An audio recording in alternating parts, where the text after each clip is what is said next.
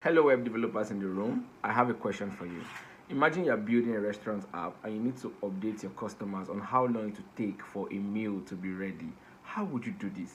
I know you have heard of Socket.io, and most people think Socket.io is mainly for chatting applications, implementing messaging features in your app. But what if I tell you you can use Socket.io to emit real time updates and notifications to your customers, like telling them how long it will take for a meal to be ready? If you want to learn about this, just stay tuned and I'll teach you. First thing you want to do is to create a server. So the first thing you do is create a server. So you create a server using HTTP, which is a node and specific implementation of the HTTP server. So you also require socket.io. So you will need to install this with your npm install. Then you write out some handlers which will handle your WebSocket connections and all of those. And you export that server. Yes.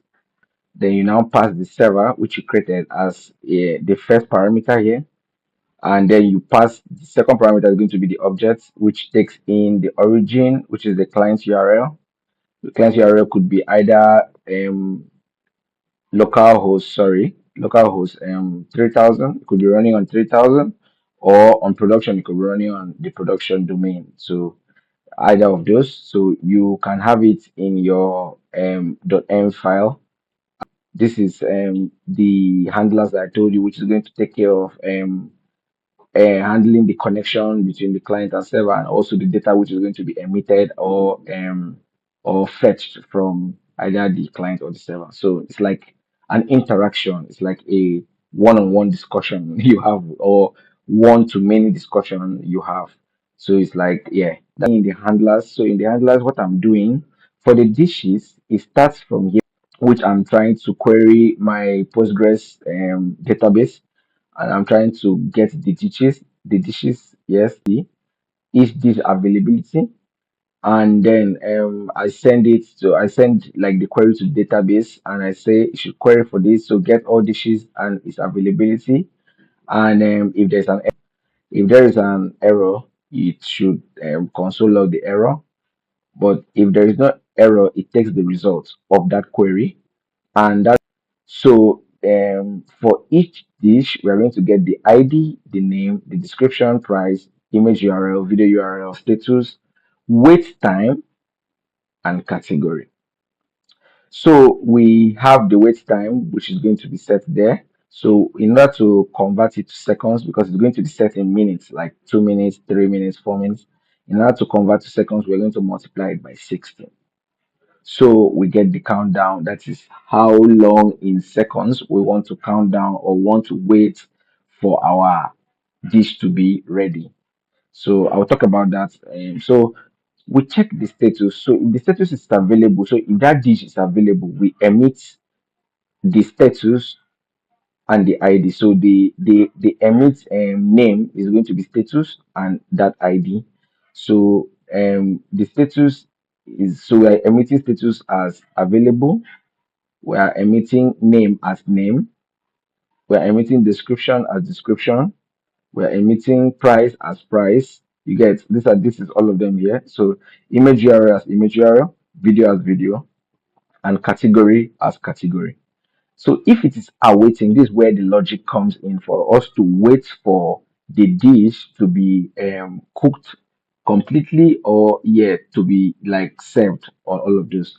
So the admin can just go ahead and just update the availability of the dish to awaiting, and set the countdown. So what this checks is checks for if the status of the dish is awaiting, so the dish can either be awaiting, available, or unavailable in my case. So it checks if it's awaiting, and the countdown. So the wait time there that we got here, the wait time, I will multiply it by 60. If that wait time is greater than zero, it emits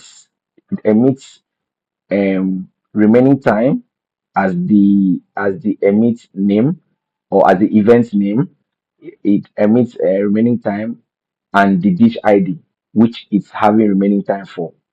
So it's going to emit this object as is emit data, which is the countdown, how long we want to wait, and the start time. So when did this dish, like the time this dish became awaiting, or the time this dish status was updated to awaiting, what was that time? So we send that time and how long we want to wait for the dish to be prepared. So when we do that, we now create a countdown. So we set interval. So we set interval, and if the countdown is greater than 0, minutes is match.flow countdown divided by 60. That is the minutes. Remember, here we multiply it by 60 to get the seconds, but here we divide by 60 to get the minutes, and then the seconds is the minutes divided by 60. What is the remainder? What is the remainder of the minutes of sorry, the seconds that we're going to wait divided by 60? So when we divide by 60, how, like, what is the remainder? So the remainder of it is what is going to be the seconds. So we emit, for the awaiting, we emit the minutes we're awaiting, the seconds. So it could be like, it could be something like 2:30. Keep counting, like 2:30. It could be 2:30. Keep counting, 2:29, 2:28, like that downwards.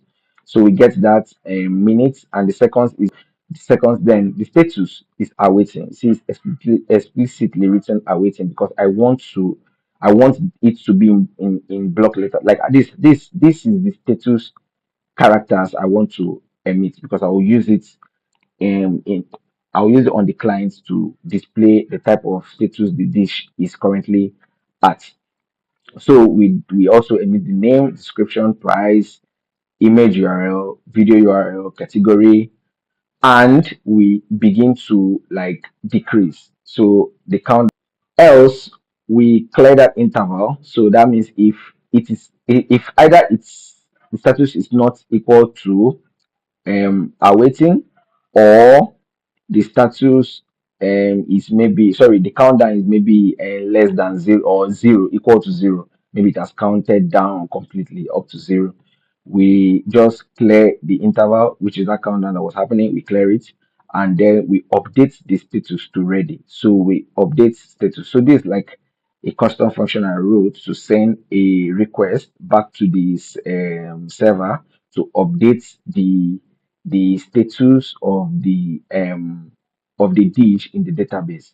So I'll show you that. So this happens, each of the countdown, whatever, this interval runs every second. Yes. So else, if the status is unavailable and the countdown is strictly equals to 0, then you should emit all of this. Yes. Else, if the status, so there are so many conditions I want to be emitting my data.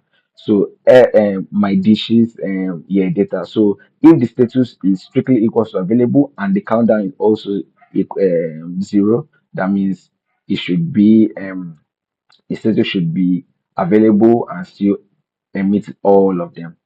So that's it. And then we listen on the client when the client disconnects. You understand? So we listen on the client when the client disconnects. So this is the function I wrote to send an update request to the server and update the database with all of this data. So the dish ID, the name, description, price, image URL, category, video URL. That's it. It updates the availability. It now emits that updated data. So if it was awaiting and it has counted down to 0, it just updates the availability to available now. So it just changes automatically. So on the clients, what we do is that we have a separate package, PM install socket.io clients, because that's what we are going to use for our clients. So what we do, when this page mounts, I want to run the side effects that calls the IO, which we get from our socket.io client, and pass in the server URL where we are going to be listening to our request or our response, whatever. Remember, locate that computer is through the URL. So when we locate it, we now turn on our sockets, and then we connect, and we console log this to know that we're connected. So socket dot on any, this is used when we have multiple events that have been emitted, or multiple events that we want to listen on. So we call a function inside that takes the event name and the payload. So for instance now status underscore ID, like this event now. So each event has its payload. Like this event now, which is this event, has this payload underscore, you know that this is 23 and you know that this is our ID. So when we split to get our ID, if the event name starts with remaining time, what we do is we extract remaining time from this our function. This function, it first of all goes to the local storage. It gets the item because we are saving a key of initial remaining time and the dish ID and the value, which is going to be the countdown and the start time that we get. So what happens is that we try to get, if at all there's anyone there. So when we check if stored data like or the countdown and start time, if it's there, so we extract countdown and start time from the stored data. So we pass it because it's going to come as a string. Yeah, it's going to come as a string. So we pass it to make sure that we are getting the right data structure and the right data. So when we destructure it, when we pass it and destructure it, so we get the countdown and the start time. And now we calculate elapsed time. So what happens is that, remember, the start time was the time that the event was triggered. So to be able to get elapsed time, we're going to calculate the time currently minus the time it started. So when we now get the elapsed time, we now say, okay, we're going to get our remaining time, which is going to be in seconds. We are going to do math.max countdown, which is how many seconds we are going to wait minus the elapsed time. So if 20 seconds have passed, there's going to be the elapsed time here in milliseconds divided by 1000.